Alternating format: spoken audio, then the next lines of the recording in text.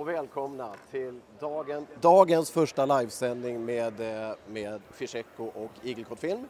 Det är söndag och det är sista dagen på Sportfiskemässan 2014. Vi har fått, jag tänkte bara berätta lite statistik från mässledningen och gårdagen blev ett nytt besöksrekord. 7172 besökare. Mycket spännande och ett bra betyg till Stockholms sportfiskepublik. Jätteroligt. Men det är inte därför vi är här, utan vi ska prata med bland annat Niklaus Bauer. Och Niklaus ska livesändbinda en gäddpopper. Och under tiden så får ni hemskt gärna ställa frågor till Niklaus Bauer. När det är klart så kommer vi titta lite grann på hans vänner och kollegor, vad de gör här på mässan. Så att vi kör igång på en gång. Hej Niklaus! Tjena! Är läget? Hej! Det är alldeles utmärkt. Härligt, bra. Ja, hur har fiskeåret varit? Det var bra, ganska bra hittills faktiskt. Bra med fisk redan och det känns bra. Ja. Det ska bli spännande år. Tidig vår, så det är alltid bra för säsongen också. Så att det ska bli väldigt kul att se vad som händer. Du har någon sån här rolig vana att dra någon riktigt lång fisk varje år.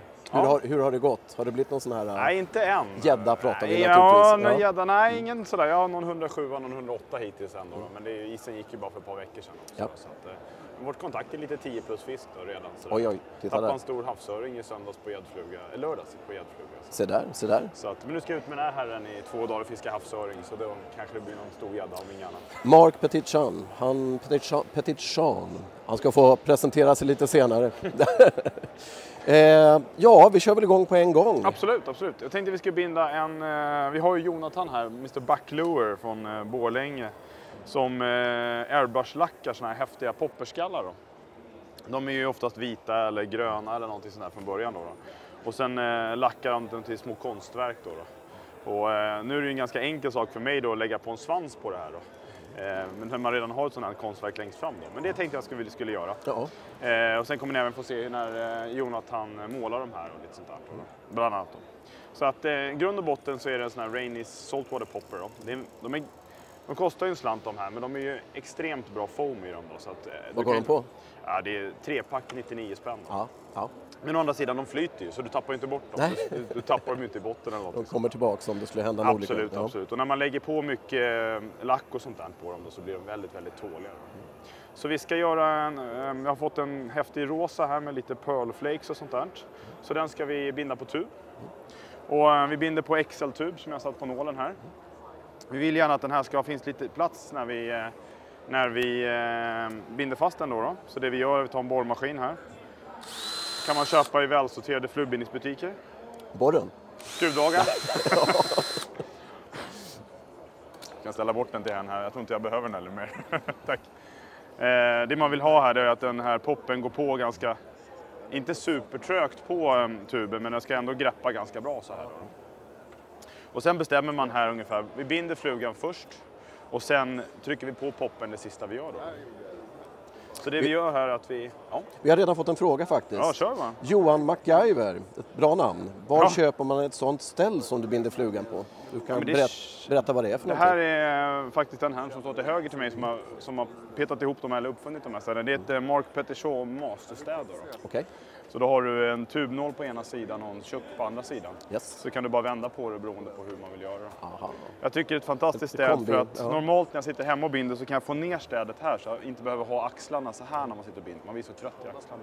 Så det är väldigt mycket olika inställningsmöjligheter. Yes. Vi fäster lite lim på tuben så här. Så binder vi med en ganska stark tråd som heter Power Thread. Och det är för att vi ska dra den här backtailen ganska hårt då. Är det en speciell flugbindnings... Är det för gädda? Ja, det är en dynema-tråd som är väldigt, väldigt stark då. Och den gör att vi kan resa den här backtailen. Och man kan knappt dra av den här. Nu kommer jag säkert dra av den bara för det. Men annars brukar man knappt kunna dra av den här tråden. Och den underlättar just gäddflugbindningen. Sen lägger vi ett lager lim över det här igen. Så att vi får en stark och fäst inpunkt. Så inpunkten där blir väldigt stark och bra så det inte börjar glida sen då. Sen ska vi ha lite bucktail. Och om kotten eller filmar bucktailen här så ska jag visa lite grann. Det här är en vitsvanshjort då. Och då använder vi det materialet som är längst nere här, för det har mycket mer luft i de här strån än det är längst upp i spetsarna här. Då. Det finns en tanke hur du bygger från början? Om vi tar det som är längst här uppe så finns det ingen luft, det har ingen isolerande förmåga. Och när vi binder in det här och ska resa det här materialet då, och som du ska bygga den här volymen här bak, som du har här, då får vi inte riktigt den resningen om man tar håret längst upp här. Så man ska plocka det som är längst ner här då. Yes. Och då tar vi en liten tuss med vitt hår.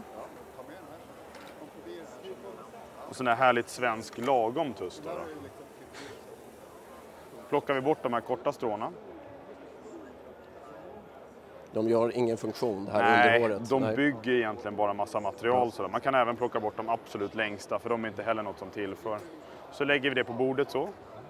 Så plockar vi en ungefär lika stor tuss med rosa. Klipper av den och gör likadant med den tussen då. Ska ha bort allt det här korta materialet. För det bygger så mycket så det blir svårt för oss att få tråden och greppa ner genom håret då. Du har fått en fråga till. Var hittar man stället till flashen? Och igelkotten, ser man stället här? Mycket bra. Det här stället går att köpa i lokala sportfiskebutiker. Då. Det går. Ligger på en 300 ungefär. Det är era egna produkter? Det är vår egen produkt. Då. Det här är ett ställ som det är både, jag köpte i USA för många år sedan. Sen är det förlängt för att passa de här väldigt långa flashen som har kommit nu. Okay. Vi håller på att jobba fram en sån här också. Då, men annars får man väl be någon lokal stickare fixa till det. Eller det går att ta en sån här och så förlänger man bara pinnen som den sitter på. Har man flugbindningskonsten i fingrarna så kan man säkert snida också. Brukar inte. Det finns alltid någon träslöjdslärare som behöver en 500 på sidan om. Så tar man de här båda materialen så rullar man ihop dem så här. Försöker att få in det rosa håret innanför det vita så här. Som du ser då så har man det materialet rosa inåt och det vita ytterst. Sen när vi kommer binda det här framåt och vika det bakåt, då får vi det rosa komma ytterst. Du kommer förstå det. Jag kommer förstå. Det här är bra. Så tar vi det med vänsterhanden så. Se till att limmet är torrt. Så trycker vi det här materialet runt om hela tuben så här. Sen lägger vi 1, 2, 3 lösa bindtrådsvarv och så drar vi till lite grann så här. Då ser ni att materialet ställer sig upp. Jobbar man igenom den här bunten ett 10-tal varv så här. Lägger lite tyngd, dra gärna med en rak trådhållare, inte vinklad så här, utan rak. Så drar man igenom det här. Då får man det här att sprida ut sig bra. Så kan man titta runt om så man har material runt om på hela sidan. Här hade jag lite dåligt där. Då kan man ta några fibrer till bara och lägga dit. Det är inte hela världen. Fördelen med det då är att vi får en väldigt fin och jämn backtailkrage runt om hela då.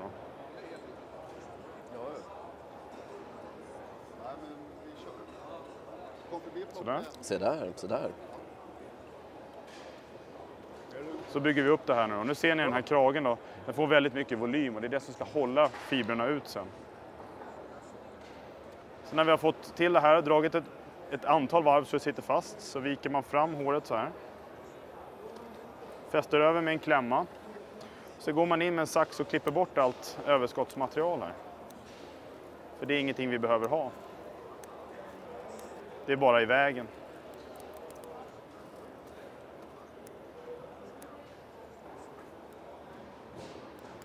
Sådär. Putsar det lite snyggt. Kan man dra något varv till så här. Och sen tar man underdelen från en penna. Från en vanlig bläckpenna. Här har vi en Team Diva-penna till och med. Så där. Kollegor i branschen. Bios-sponsrad. Ja. Sen trär man det över tuben så här. Och då får man allt material att vika över på en gång så här. Istället för att, om man hade haft det så här så skulle du försökt få över allting. Så tar man det här. Och det är en väldigt enkel grej att få det. Sen drar man tråden rakt ut framåt. Sen bygger man upp som en liten krage här. Om jag släpper den här nu, då står den bara rakt ut. Men vi vill att den ska luta lite snett bakåt så där. Så då får man bygga upp en liten krage här.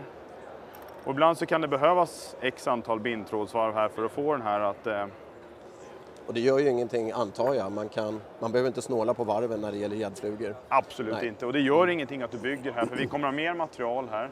Plus att vi ska ju trycka på en popper överallt här också. Vi har fått en fråga till. Ja. Porra Fiske, en trogen tittare vill jag nog påstå. Han säger god morgon Janne och Niklas. God morgon. God morgon Porra. När kommer vi få se Fly vs Jerk 6? Vad jag Kommer vet, vi få se det? Det kommer vi få se, absolut. Och det kommer nog under vårvintern igen. Okej. Det ska spelas in under hösten. Okej. Så att, och det blir väl, jag tror att det kommer börja sändas under januari. Ungefär som. Jag kanske gör sån här klavertramp nu, men är det satt vilka som kommer att delta? Är det samma uppsättning? Ja, det är 4 båtlag i år, så det blir två flugfisketeam och 2 spinnfisketeam. Okej. Det är väl det som är officiellt. Ja, jag förstår. Jag kommer vara med. Du får hejda mig i min nyfikenhet. Nej, det är ingen fara. Och Men du är med. Claes och Trumman kommer vara med, som det ser ut idag. Sen lägger man ett lager lim här över. Nej, det är så häftigt det där, så det är inget vi kommer sluta med. Nej, det vore väldigt synd. Det är riktigt skoj. Lägger vi ett lager lim över där. Och då får man binder ihop den här kragen ordentligt då, med limmet då.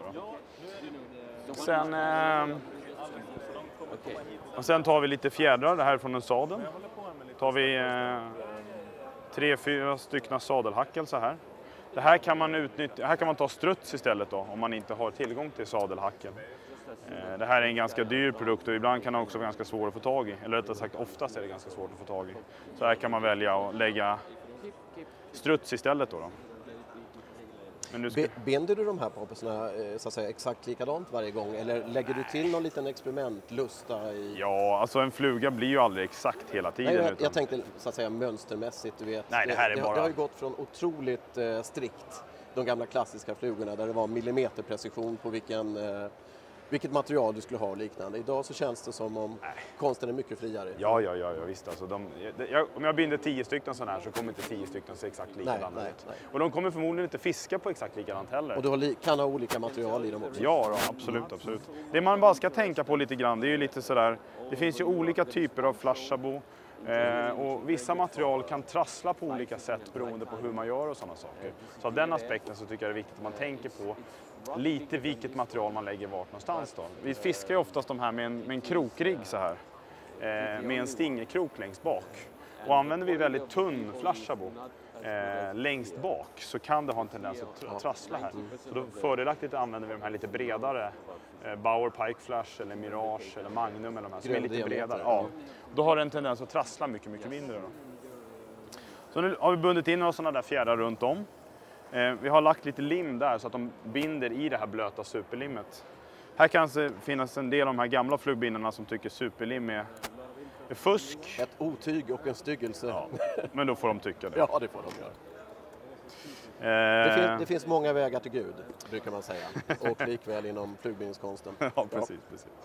Och sen ska vi ha, bara för att göra en skön kontrast till det här, så ska vi ha 2 stycken grizzlyfärde sadelhackel som är rosa då. Och det här är enbart för syns skull, för att det ska bli lite roligare.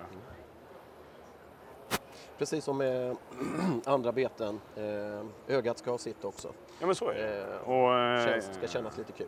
Och är det så att om man inte tycker att flugan blev bra, då kommer man ju inte plocka den ur asken heller lite igen. Det är väldigt, väldigt viktigt sådär. Så att jag tror, och det är många som frågar mig det här med just med ögon på flugor. Om man tittar så har alla mina gäddflugor ögon. Och så frågar de, är det någon skillnad? Jag får inte fisk på flugor. Jag får inte fisk på flugor utan ögon. Okay. Men jag är helt övertygad att man kan få förmodligen minst lika mycket fisk på det. Men för mig så, en gäddfluga utan ögon, det är inte en gäddfluga. Nej. Och sen om man då tittar, om man ska vara lite mer ärlig, så titta på en betesfisk i dagens läge. Om du tittar på en mört eller en abborre så är ju ögat väldigt, väldigt framträdande del av det. Så att jag tror inte att det är helt fel att ha det heller. Nu binder vi in de här grizzlyfjädrarna på sidan då. För att få den här kontrasten då på poppen. Så nu har vi lite längre hackel här. Vi har den här backtailkragen då som håller som volym, som håller ut det här. Och sen har vi de här grizzlyfjädrarna på sidan. Så då kan ni ju se att det börjar matcha det här ganska skapligt. Så där, yes. Ja. Så kan man sätta på den här klämman igen. Det här är såna här Babyliss hårklämmor från Ica. Det börjar bli så pinsamt att jag får sådana varor som du köper ofta på Ica. Hårklämmor. Ja. Du, vi kan ta en fråga medan vi håller på. Absolut. Molle Molinder frågar, finns det inte röd lateral flash? Har inte lyckats hitta någonstans. Heter det lateral eller lateral? Det heter lateral scale heter det. Okay. Det är den här flashen som är här. Jo, det finns faktiskt det. Vi har faktiskt inte köpt hem den än. Okay. Men det är något vi kan plocka hem. Om det finns efterfrågan på det så kan vi ta hem det. Yes. Så att det finns i butikerna till nästa gång. Och vet du det, Molle Molinder? Ja, vi ska skärpa oss. Så blir det röd lateral flash. Scale. Scale. Det är en flash. Du ser att den är lite veckad så här. Ja, titta där. Och man använder den som sidolinjen i en fluga då. Våffelflash. Nu använder vi en lite bredare flash som heter Flashabo Magnum så här.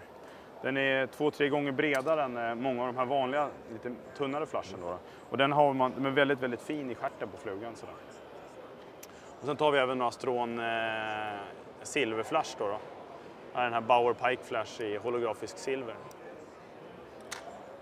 Och det är för att få lite kontrast på det hela då. Sen gör man så att man tar dem mellan tummen och pekfingret så här. Så tar man en vanlig kam och så kammar man igenom det här. Då blandar man ihop de här olika färgerna på ett väldigt, väldigt enkelt sätt. Se där, du får en cocktail. Ja, precis. Yes. Istället för att hålla på och trassla ihop det här på annorlunda sätt då, så är det väldigt, väldigt lätt att blanda ihop dem så. Sen är det också viktigt att man tittar så att man får en tapering så att alla flashen är olika långa då. Sen tar vi halva den här bunten så här. Och så lägger vi den på bordet.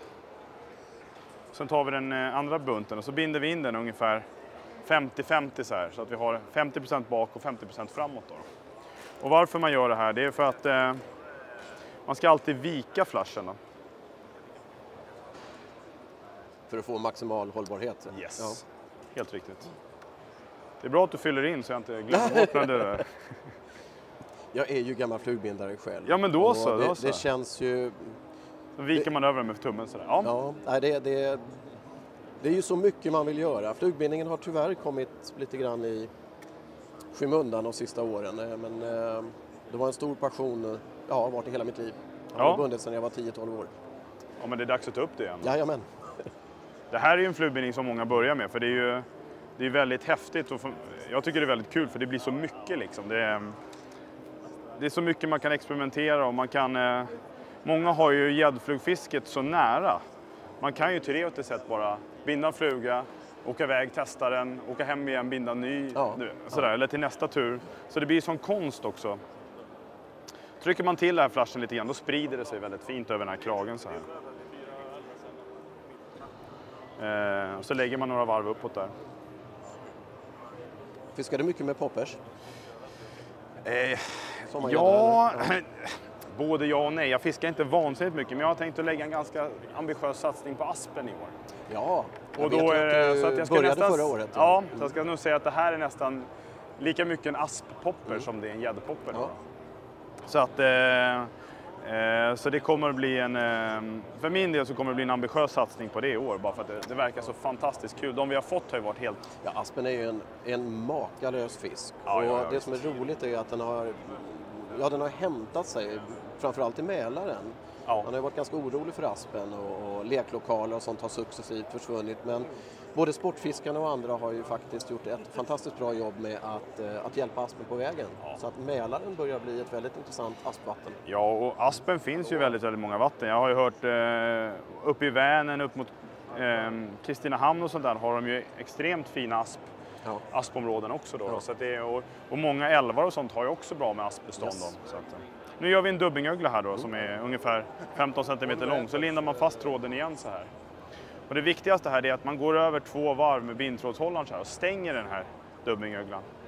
Och sen lindar man fast tråden igen och så går man fram med den så här. Sen tar man ett litet verktyg som heter en MP-twister. Och det här är verktyget som gör att det går att spinna flash på ett väldigt, väldigt enkelt sätt. Det är en väldigt liten enkel pryl som gör livet mycket, mycket enklare.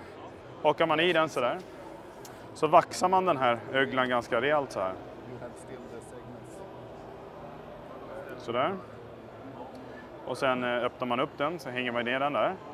Och så ska vi ha lite vanlig flash som vi ska spinna som en krage så här på flugan. det blir som en liten krage så. Och då använder vi den här kortare flashen då. Så ska vi ha lite rosa mirageflash. Passar ju till den här absolut. Rosa poppen då. Kommer att matcha mycket, mycket bra. Lägger vi en bunt på bordet sådär. Så ska vi se om vi har någon... har vi lite fuchsiafärgad holografisk flasha på sådär. Eftersom den rosa var någon annanstans så får vi ta den då. Lägger vi dem på bordet precis som vi gjorde innan då. Kan vi ta lite silver också bara för att... Där kommer skapa glädjen fram. Ja, men det här är ju liksom helt beroende på... Känsla, humör, tanke. Ja. Söndag morgon. Söndag morgon. Det blir inte bättre så här då. Lite glitter, ja. Ja. Så lägger man dem på bordet sådär. Så tar vi dem mellan tummen och pekfingret igen. Så tar man kammen. Och här kommer ju den här kammen till rätta. För nu har vi ju 3 färger, ganska många strån av varje sådär. Så då kammar man igenom det här. Det där var ju jäkligt smart. Jag har faktiskt inte sett det förut. Nej, det blir det är väldigt, väldigt lätt att blanda ihop dem. Man snurrar lite mellan tummen och pekfingret så här. Så får man ihop det här. Och det är ganska mäckigt att blanda ihop de här annars. Ja, det är det. Jag minns här från de gamla laxflugorna. Ja. Nu använder väl inte ni riktigt så här mycket flash? Nej. Men man ville gärna blanda några olika. Och du vet hur det är med laxfisket. Det skulle vara 2 strån. Ja, annars tappar man fan inte. Gäddan så är det 497 strån. Då får man också se att flashen blir ganska taperad så här då. Det vill man gärna ha. Det får inte bli det här rumphuggda. För det är inte så jävla. Sen tar vi halva den här bunten. Lägger den på bordet så. Sen tar vi den andra bunten. Viker upp den till en ögla sådär. Och så klipper vi upp den sådär. Drar ihop den. Och så taperar vi upp de här ändarna igen då. Då får vi så att... och så lägger vi den mitt på där. Då får vi fullängdsflash. Så får vi hälften av längden på flashen. Men vi får en taperad och snygg. Yes. Så när vi spinner det här så får vi flash som täcker en fin krage sådär. Så att det inte blir bara avhugget liksom. Och som inte trasslar antar jag då. Trasslar ingenting heller då. Så har vi mellan tummen och pekfingret. Och här är en viktig del. Här är många som har problem här. Man lägger in den här i dubbingöglan. Nyper tag. Och sen gör man så att man håller den här vågrätt mot sig. Alltid vågrätt. Inte ner, inte upp. Utan håller den rakt ut sådär. Sen sprider man ut den här till en liten matta så här. På ungefär 5-7 centimeter. Och sen håller man den här på en liten hylsa så här smidigt. Och så börjar man spinna det här då.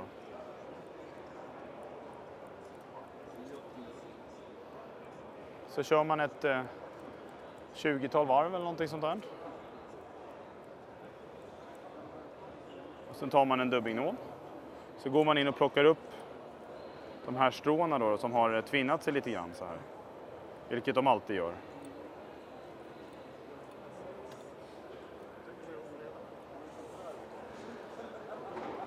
Plockar man upp de här lite grann så här, lite försiktigt.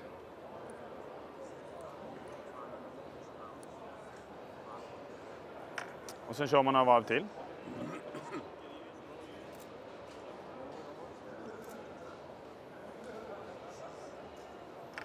Därför den var så dum. Och så plockar man ut de här lite grann igen då, så att vi får ut det. Så det inte är så mycket trassel här inne vid tråden. Känner man här inne, sitter de fast på tråden, då har man spunnit klart. Då är de homogena med tråden så här.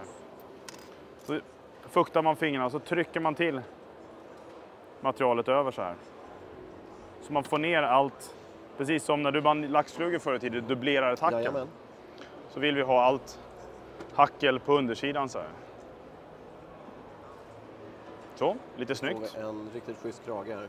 Precis, och då ser man också att den är taperad, ser ni det? Så det finns inga strån som är riktigt lika långa så där. Man har en vintapering så här. Sen går man då, hacklar man den här sakta framåt så här försiktigt. Försöker vika materialet bakåt. Sen lägger man lite täta varv. Nu fick du de kortaste stråna fick du ytterst. Stämmer det? Eller säger jag fel? Nej, de ligger lite blandat. Men tanken är att de kan ligga antingen innerst eller ytterst. Det har inte sådär superstor betydelse. Nej. Ska vara helt ärlig. Vad skönt att du säger det. För det är också en sån här sak med flugminneskonsten. Ja. Alltså det sitter liksom rotat att gör man inte rätt blir det inte riktigt bra. Nej, men alltså mindre prestige, mer utförande. Tänk lite mindre. Det blir rätt bra ändå oftast. Liksom, så. Det behöver inte vara sådär.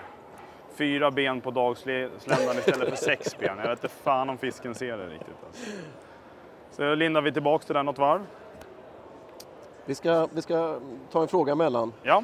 Buster York Firebird, signaturen, frågar: fiskar du alltid med fluga eller händer det att ett haspel eller Yorkspö slinker in?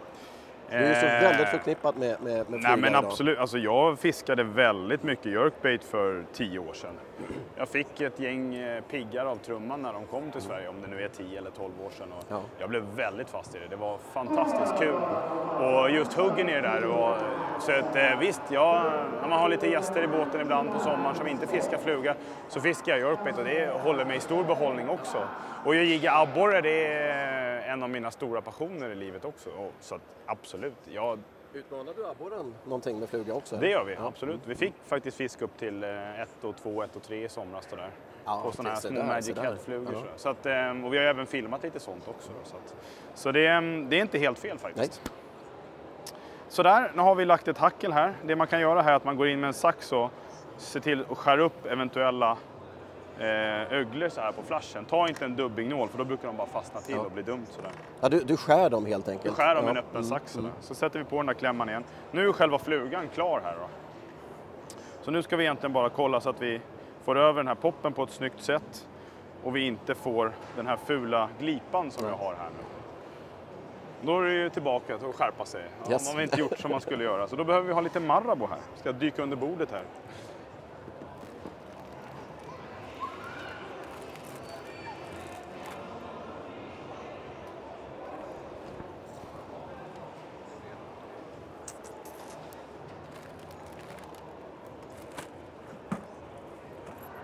Nej, bra flugbindning när flugbindaren försvinner. Har du lite marabou? You got some marabou? Yeah. Some white or pink or something? Så här blir det när man inte är förberedd och sen har man inte gjort det helt rätt. Nej, men det är live och det är från Sportfiskemässan. Det är inga problem. Vi gör så här, vi gör en dubbingögla så länge. För vi ska spinna in den här maraboun då. Så gör vi en dubbingögla igen. Går vi fram med tråden. Some white. Perfect. Så gör vi precis likadant igen. Då fick ni se ett moment till då. Perfect. Thanks. Så lägger vi klassiska vaxet. Gör vi en dubbingögla igen då. Vaxar den precis som vi gjorde. Sen gör vi så att vi tar en magic tool här också bara för att göra lite mer avancerat. Vi tar en vit fjäder. Så lång fiber som möjligt. Vi stripar upp fjädrarna så att de ligger sida vid sida sådär. Lägger den mitt på där. Klipper lite flash. Dubblerar upp den så här. Klipper upp det lite grann. Och så sprider vi det här över den här fjädern. Är det här en av dina, det här verktyget, är en av dina produkter? Nej, eller? det är en av den här herren som vi kommer att prata om senare. Marc Petitjean här, han är ju vansinnigt innovativ så man blir nästan mörkrädd över det hela liksom. Och det här är ju en produkt som han egentligen tog fram för CDC då. Men det har han har nog själv kommit på det också, men just det här med marabou är helt fantastiskt om man ska göra baitfish-flugor eller vad man nu vill göra då. Tar vi en till fjäder så lägger vi den på den andra sådär. Så tar vi tag i spetsarna. Så trycker man ner den här i det här verktyget sådär. Så där. Så får man alla spetsar att komma uppåt och så ligger ryggen här nere då. Så tar man en kam och så kammar man det här lite grann. Så du får en skön blandning mellan flash och marabou. Så tar vi med den andra klämman, drar ut den lite grann. Då har vi stammarna att sitta så här. Väldigt smidigt, man behöver inte hålla på och stricka. Snyggt får jag säga. Ja. Ska man vara riktigt... Hade det inte varit söndag morgon hade jag haft en rosa fjäder här. Jag hade haft en vit och en rosa då. Jag tror att det blir bra det här. Då har vi allt material så här. Så tar man det och så lägger man in det i dubbingöglan. Så här. Så öppnar man den där. Då har vi då marabou. Som ni ser så här. I en dubbingögla. Tillsammans med det här glittret så här. Nu gäller det att hålla mot, annars ramlar allt ur eller? Nej, nu har vi vaxat den här ganska bra. Men det är det här håller lodrätt så här. Och så spinner vi det här en gång till då. Så här blir det när man inte gör rätt från början. Får man bygga ut flugan lite grann. Så spinner man fast ett 30-40 varv så här. Så man känner att materialet sitter fast. Sen tar man en liten karda. som man kan köpa på en djuraffär eller en liten hamster eller kaninkada. Så kadar man ut det här då, så att man får lite volym på det här. Sen gör vi precis som vi gjorde med flashabon då. Vi går fram med tråden några varv. Och vi hacklar det här framåt så här. Samtidigt som vi viker bak materialet. Sådär. Ska vi ta med den där trådhållaren där. Sådär. Då har vi fått en liten fin vit krage där. Går vi tillbaks med tråden. Binder vi av den här. Bara för att säkra den en gång till så gör vi det en gång till.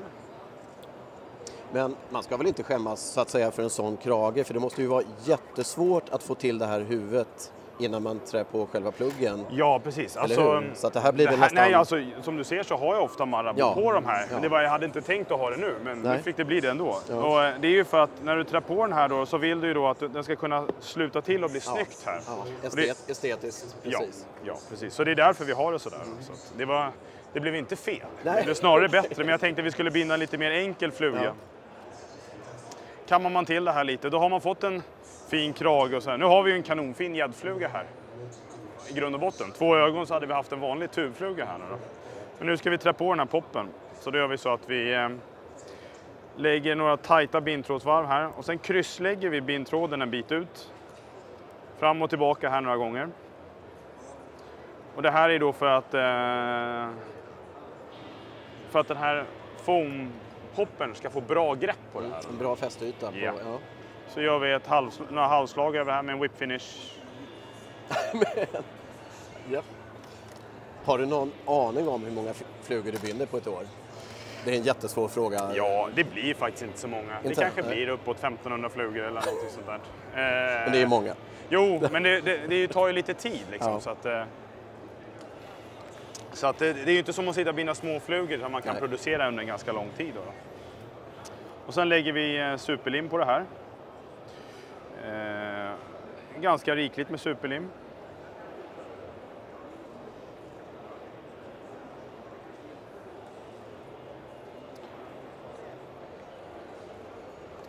Och sen har man ju den här, nu är det lite kritiskt skede här då, för nu har jag ju bara en chans. Nu är det skarpt. Inte riktigt, men... Bära eller brista? Bära eller brista sådär. Tar man tag i den där och så trycker man på den med ett tryck sådär. Titta. Klart. En giftig gädd, asp, gös. Stor abborrpoppel. Eller varför inte GT i Medelhavet, eller inte Medelhavet men kanske på någon trevlig söderhavsatoll. Eller andra fiskar som attackerar ytgående beten. Absolut. Mycket sen vackert. Kan man bara skära av tuben om det sticker ut något där fram. Så svårare än så är det inte. Svårare än så är det inte. Så nu får ni kika lite på hur man lackar de här fantastiska skapelserna. Vi ska gå vidare till backlure. Precis, Jonathan från Borlänge här. Du kanske vill säga några ord om din det här är ju en god vän till mig och vi har fiskat mycket gädda tillsammans. Han är en imponerande betesbyggare och jag tyckte han skulle skärpa till sig lite så han skulle måla några fluggrejer också, eller hur? Ja, precis. Jo, det blev en rolig crossover. Så att istället för att ha de här tråkiga popperskallarna så får vi lite färg på dem. Så. Är du flugfiskare? Eller ja, det är absolut. Har Niklaus bara hijackat dig? Nej då, absolut inte. Jag ser mig nog mer som flugfiskare än spinnfiskare, men jag tror att jag börjar nog bli lite mer spinnfiskare än jag tror. Men det har ju kommit i hand med mitt betesbyggande så att säga. Du får berätta lite grann vad du gör och hur du tänker. Ja, det är egentligen precis samma teknik som jag använder till mina träbeten som jag har när jag målar de här poppersarna. Och färgmässigt så blir det också att man tittar lite på vad man har gjort förut och får lite influenser på vad man har för färg på flugorna som man fiskar med och sådär. Ja, jag ska bara sträcka mig efter min fråga-iPad här. Yes. Om det kommer någonting spännande, för att även till backlure, det är bara att fråga Jonathan om det finns något spännande. Ja, ni var inne på det här också att det är mycket för ögat. Ja. En vit popper väsnas ju lika mycket som en popper i full färg så att säga, men det är ju mycket roligare att fiska med någonting som man tycker om att se på. Absolut. Som är fint att se på. Absolut. Så, och det gäller väl också kustombeten och allt möjligt annat. Tror man på det så fiskar man bättre. Så jag tänkte jag skulle måla en sån här liten Fire Tiger-variant. Det tycker jag. Så jag har gjort lite som kockarna, så jag har förberett lite här. Så här har jag en vit som jag har lagt lite pearlvit färg på buken bara. Vad är det för material i själva huvudet? Alltså det är ju skumplast, en ganska hård foam liksom. Men den flexar ju lite grann. Men den är ju väldigt stadig liksom. Så att den här står emot. Tål elaka gäddbett? Ja, hur mycket gäddbett som helst skulle jag säga. Även om lacken blir repig och den kommer ju punkteras av gäddtänderna och sådär, så då får den ju bara lite härlig patina. Så att det är ju bara roligare att fiska med ett bete som är lite söndertuggat och hälften av färgen är borta. Men. Ja, det är klassiskt. Så målar jag liksom i färgskala från ljus till mörkare, så blir det lättare med färgsprutan och hålla liksom rent. Så jag ska göra en liten orange prick här på magen. Men det är samma utrustning som du använder till precis samma. träbeten? Ja, precis samma. Så det var en lätt övergång så att säga. När Niklaus tyckte att jag skulle måla lite flugpoppers åt honom, så var det ju bara att gå ner i källan, allting stod framme. Så att det var inga problem. Så ska jag ta lite Pearl Lime här på ryggen. Droppar jag bara i, det går ju inte åt någon färg alls i princip. 3 droppar körde jag där, det kommer bli kvar. Så sprutar jag bara rent sprutan så jag får ur den här orangea som ligger i.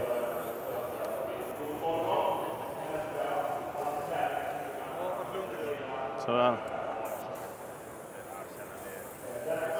Så lägger jag på lite här på ryggen. Om man är sugen på att börja måla sina egna beten, om det nu är för fluga eller för träbeten, vad kostar sån här utrustning? Är det går. Jag har egentligen 2 sprutor. Den här använder jag ju mest. Det här är en billig spruta från Djuran. Den kostar 300 pix. Ja. Och det funkar alldeles utmärkt att måla med den. Jag är lite pryltokig, så jag har köpt mig en japansk lite dyrare också. Men man behöver absolut inget mer än den här. Det finns jättemånga superduktiga. Det är ingen jättetröskel så att säga om man vill komma igång själv? Nej, det är inte det. En liten kompressor kostar 600-700 kronor. Och sen är man i princip igång.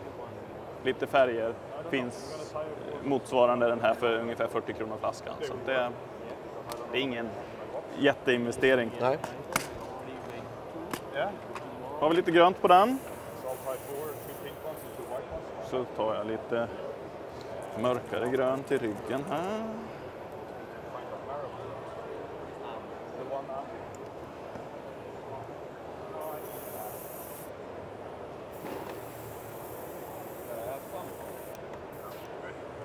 Sådär. Så ska jag göra det här rutnätet, och det är det ganska många som kommer fram och kom fram här på mässan också, undrar liksom, hur gör du det här? Det ser jättepilligt ut att göra alla de där små prickarna. Men grejen är att det är ju fantastiskt enkelt. Man tar bara, klipper sönder sin påse som man har för vadarbyxorna, så har man ett jättefint just det. Man kan ta vilket nät som helst, men det där är i alla fall från ett par vadarbyxor. Ska jag bara ta tömmarsprutan. Tar man lite svart färg. För att det inte ska klibba så mycket så kan man vänta en liten stund innan det torkar färgen. Det är väldigt tacksamt på popperhuvudena. Den torkar ju ganska fort eftersom ytan är lite skrovlig. Du behöver aldrig rengöra dina verktyg emellan när du har haft olika färger? Jo, alltså inte så här egentligen. Nej. Men efter en stund så märker man att det är lite, blir lite täppt framme vid nålen och sådär. Så då kan man tvätta rent lite grann. Där på med en liten fin bomullshandske här så jag inte ska måla ner hela mig. Sen lägger jag bara på det här nätet. Tog jag en som har fått torka en liten stund. Den som jag målade alldeles nyss är nog fortfarande lite blöt. Det här nätet är lite vasst så att det kan repa färgen lite grann.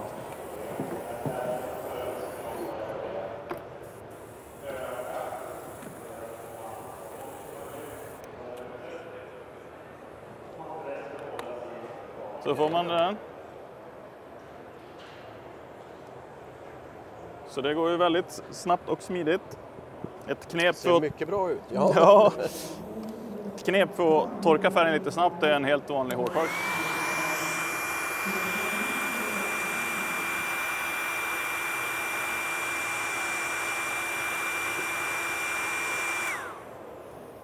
Sådär.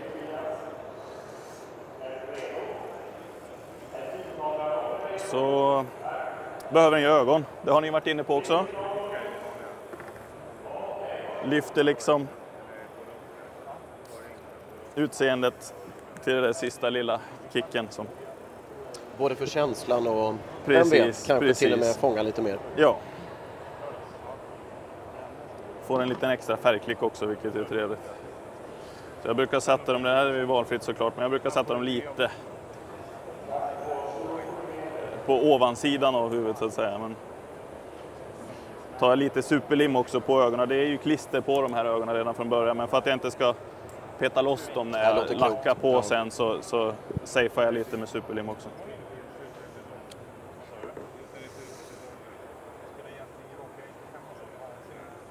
Se här då, den sista här som är lite lurig att få till samma placering på. Sådär. Klassiskt superlim. Det gick bra. Sådär.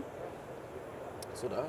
Ska jag bara kludda dit en liten signatur också? Det måste man göra när man är betesbyggare.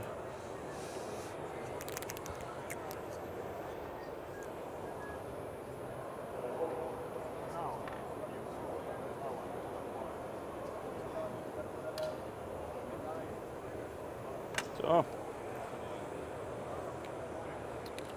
Nu när jag har lackat de här på mässan, jag har gjort färdiga från start till slut så att säga, så har jag använt vanligt 30 minuters epoxylim. Ja.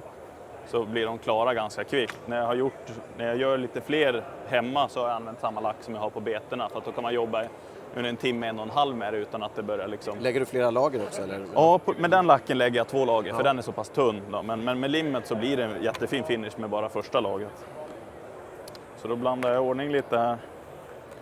Nu använder jag en våg för att få exakt 50-50, så får man lite bättre hastighet på det. Annars är det inte så petnoga, bara man ser att det är ungefär lika mycket av varje. Så.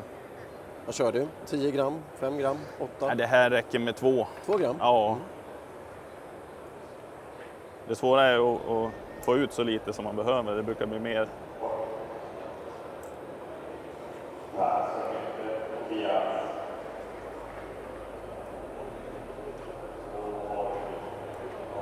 Sen man jobbar med epoxy är det ganska bra att använda handskar. Nu gör jag inte det, men...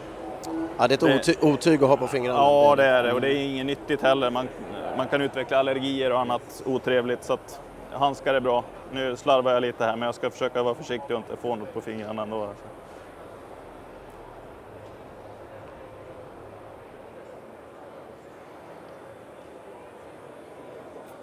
Ett knep när man blandar epoxyn är att man tar inte en träpinne utan metall eller plast, så får man mindre bubblor i epoxyn. Jag vet inte riktigt vad det är, men det är någonting med trät som gör att det blir inte lika klart när man har blandat det.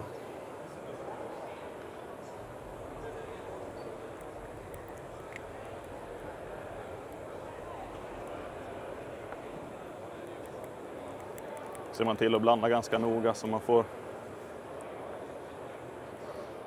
jämnt och fint.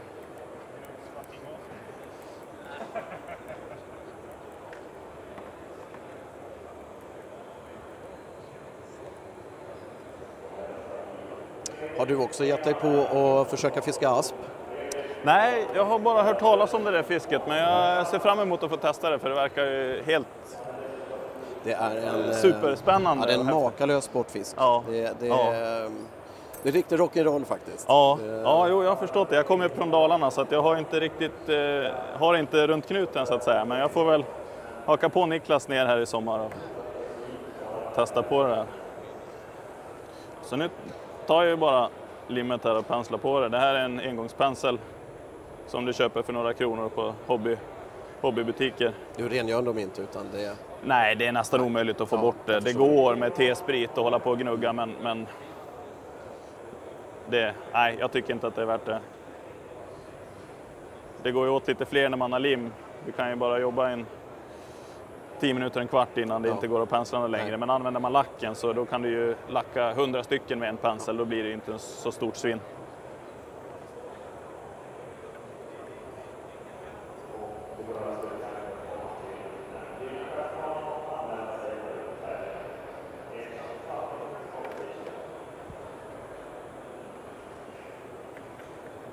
Nu är det ju inte lika viktigt att få lacken att täcka super noga som på ett träbete där lacken ju skyddar träet. Det här är ju en popper i ett material som tål vatten, så att det är egentligen bara för att skydda färgen och så ge lite fin finish. Längre liv. Men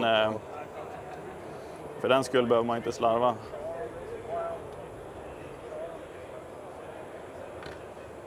Jag brukar hålla upp den lite i ljuset här så ser man om man har missat någon fläck. Det ser riktigt flott ut. Ja, men det börjar ta sig här. Just runt ögonen är det lätt att det missar. Att det blir lite luft under penseln när man stryker över. Så. Men den där känner jag mig nog ganska nöjd med. Den glänser bra. Ja. Så har jag ett litet torkhjul här som jag har gjort för att få den här lacken rinner ju en stund. Så för att slippa stå och snurra på den hela tiden själv så har jag gjort ett litet hjul här som gör jobbet åt mig. Ja, det finns ju de här att köpa, de här batteridrivna hjulen som funkar alldeles utmärkt. Ja. Men jag ville ha ett med lite mera utrymme på. Så då gick jag ner i källaren och snickrade lite. Och till och med motivlackat. Ja, det blev också så att jag gjorde en liten kul grej av det istället för bara ha det helt svart. Vi fick faktiskt en fråga här. Får man, Johan McGyver, får man samma finish med limmet som man får med lacken? Ja. Du var inne lite grann på det. Ja, jo men det anser jag att man får. Med lacken så är det lite lättare att missa. Så de är ju lite... Den är tunnare antar jag. Alltså lacken lägger sig tjockare än lacken lägger sig tunnare än ett lager lim. Ja. Och ytan på de här är lite skrovlig.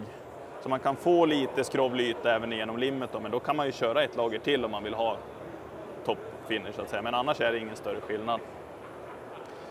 Absolut inte, utan det är svårt att se skillnad på dem med lack och dem med lim på faktiskt. Okej. Så ja, där har vi den. Nu ska den där snurra i 20 minuter någonting och sen är det bara att knyta en fluga och köra järnet. Om man vill träffa dig, du kommer att vara här i monten hos Flydressing. Jag kommer stå här hela dagen och måla lite på beställning för de som vill ha någon customfärg och sådär. Så att det är bara att komma förbi. Det låter jättebra. Då ska vi gå vidare. Då ska vi se om vi har Niklaus kvar. Det har vi inte, utan vi ska ansluta till Marc Petitjean. Tack Jonathan.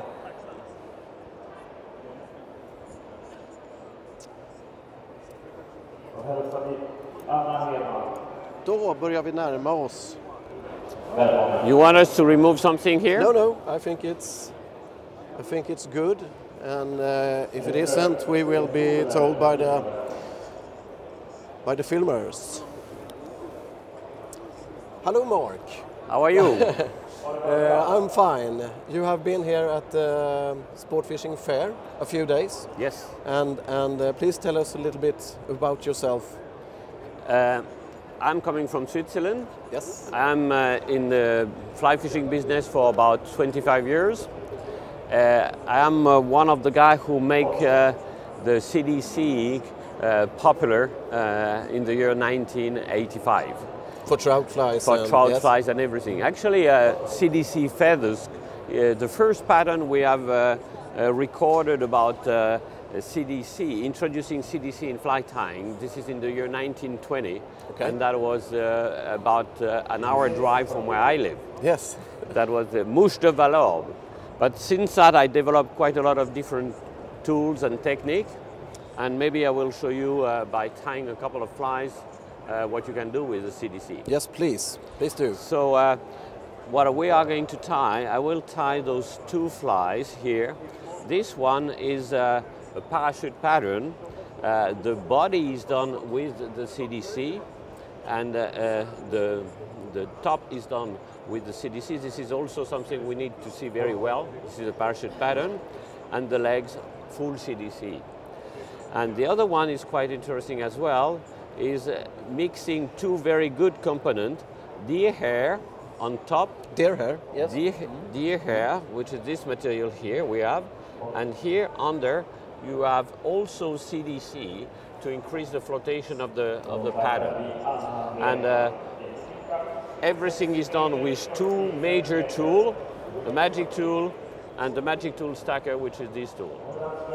So maybe let me start with the first pattern, the parachute one. So for that I will use a Fisheco hook a little bit bent.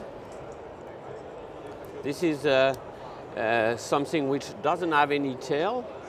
So I put the thread first in, like this.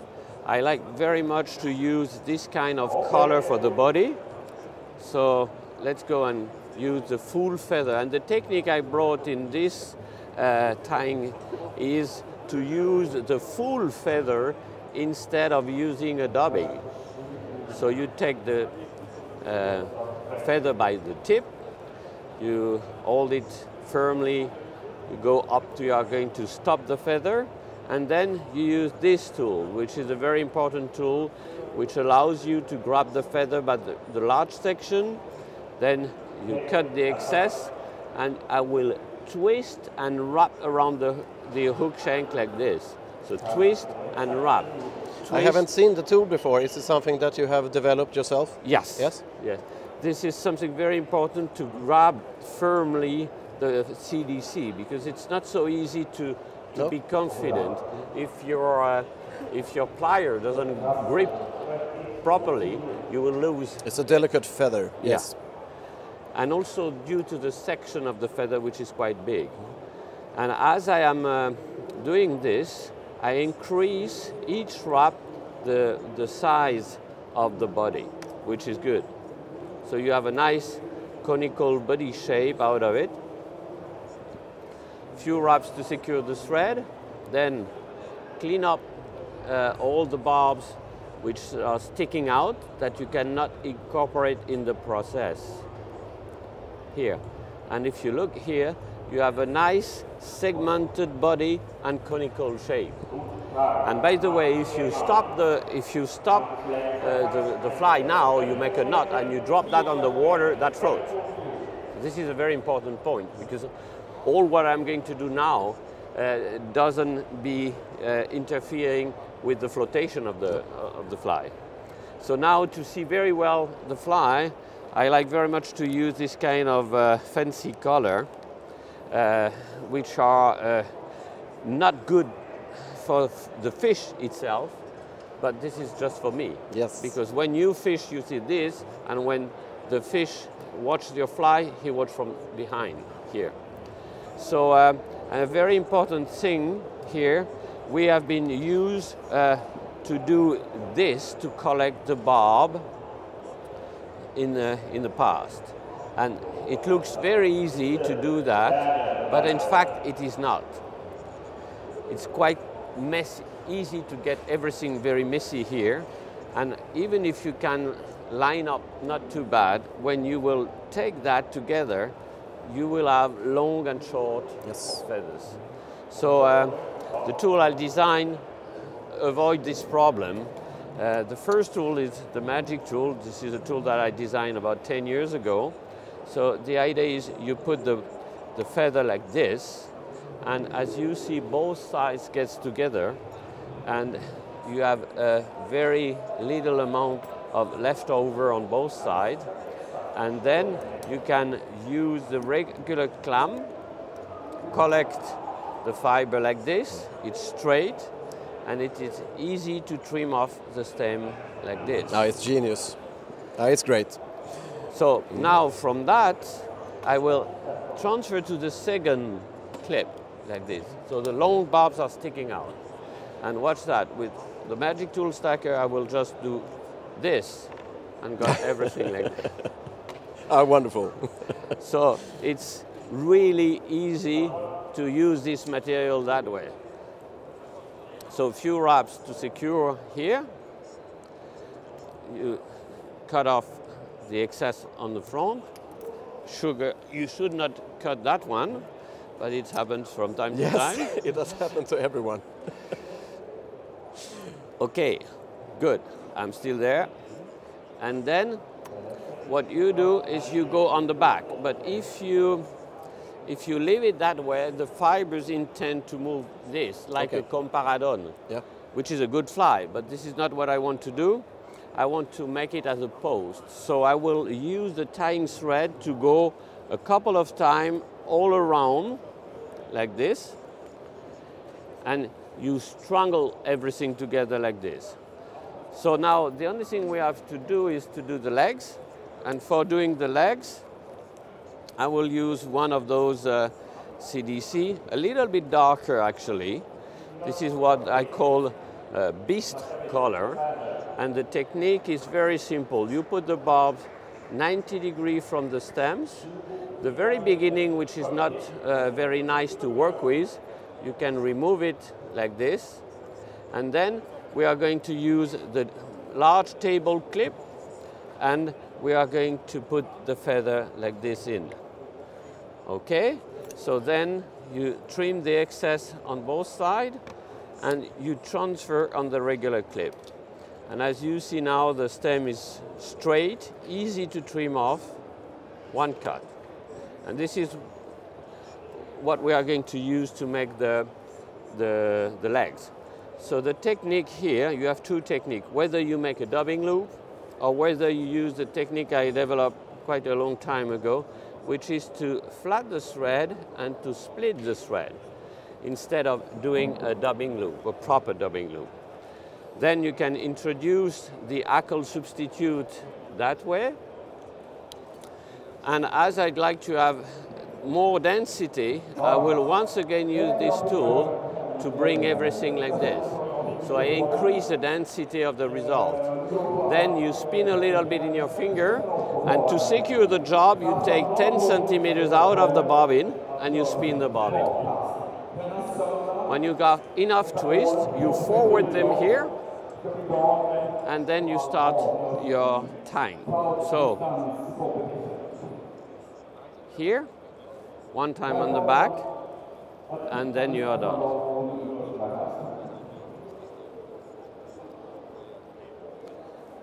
Whip finish, and the work is done.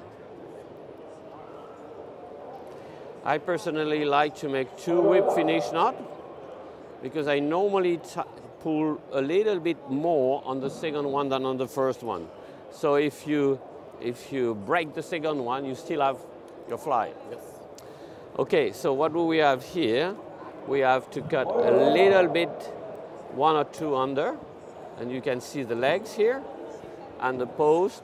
Take everything at once, like this, and then cut it here.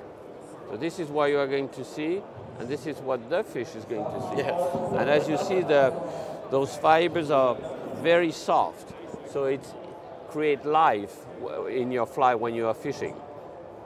So this is the first fly I wanted to show you.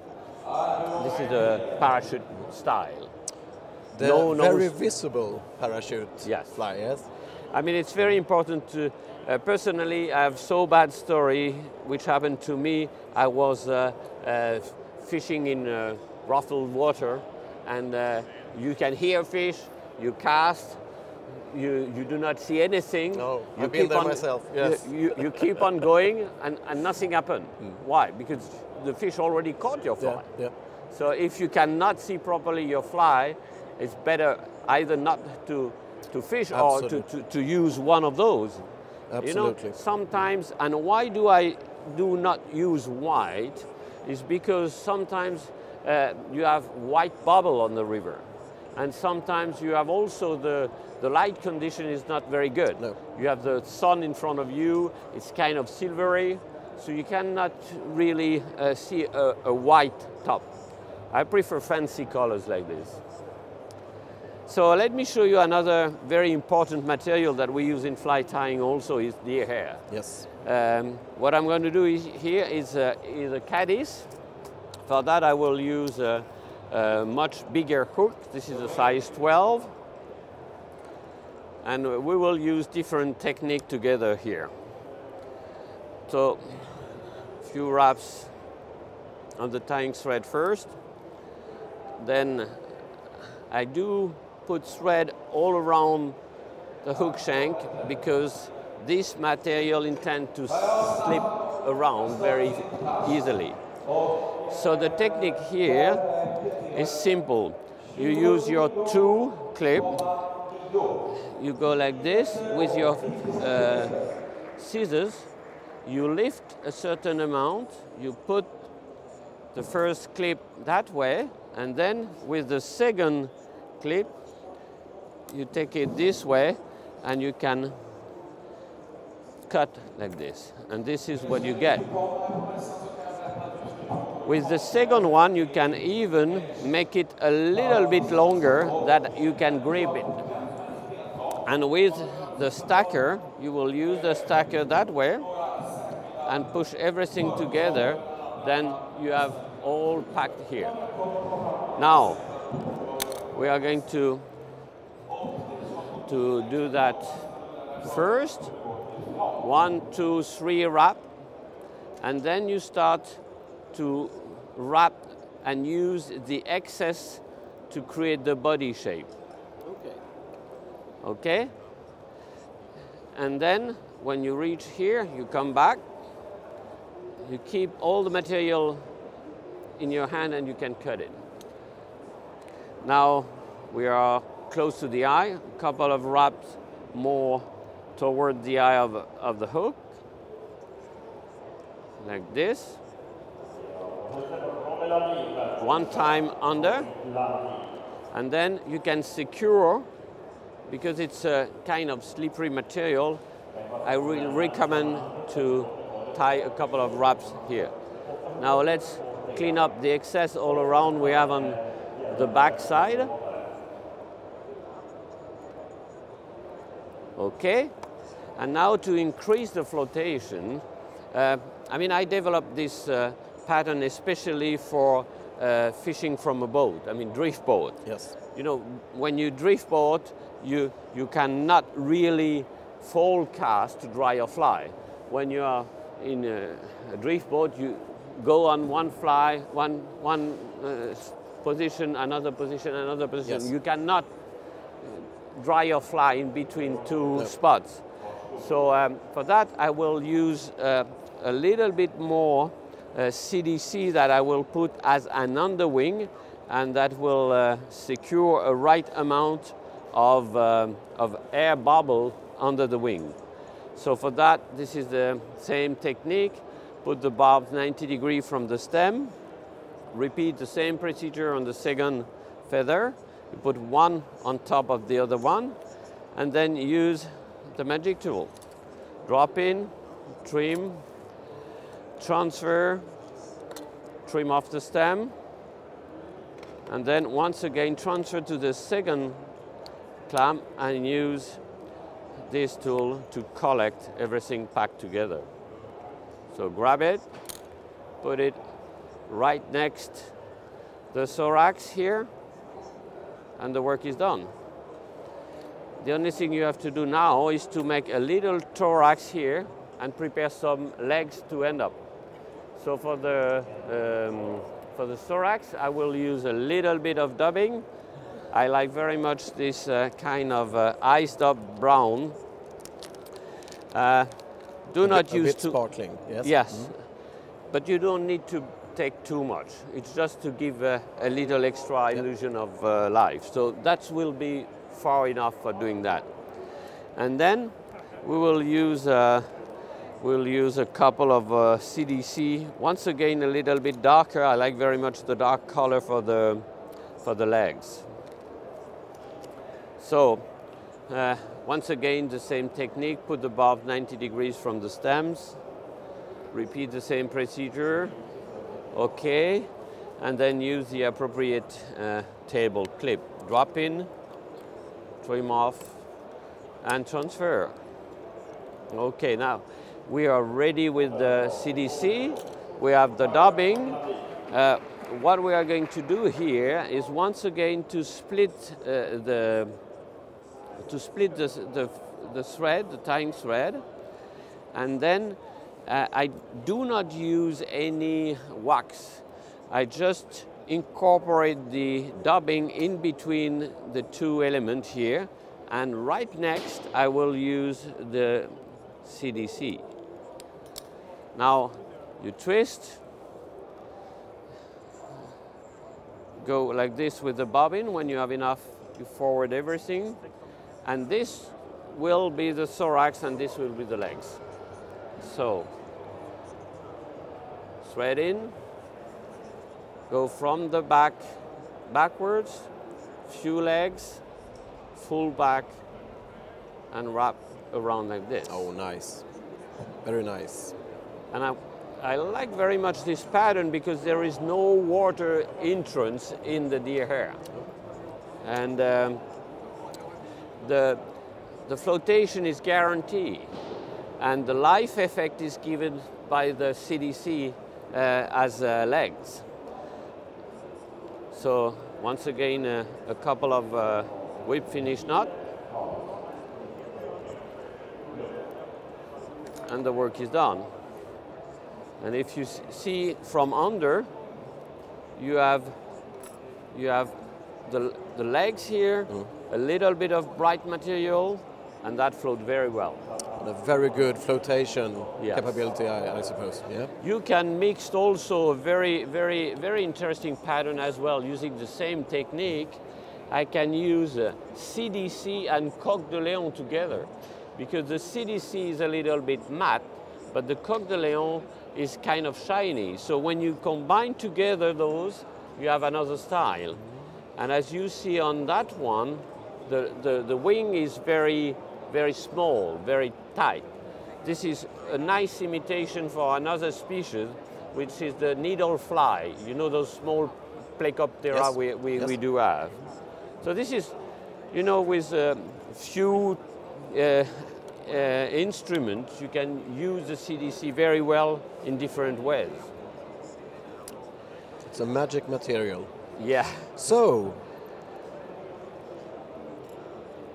could we see the fly once again? You can have them both in your hand.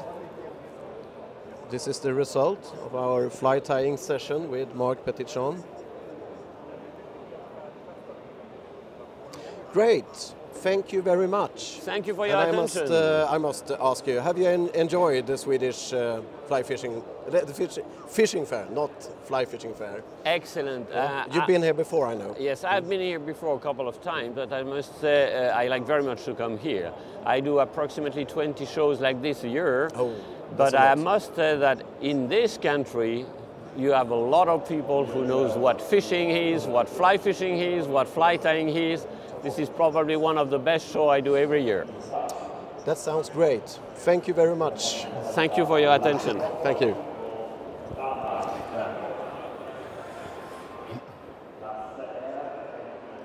Ja, om vi fortfarande är live så är vi. Micken, jag får skäll här. Om vi fortfarande är live, vilket jag förutsätter att vi är, så kommer nästa livesändning att bli med... Jaha, förlåt mig. Det är jag som virrar till. Vi ska köra ytterligare en grej.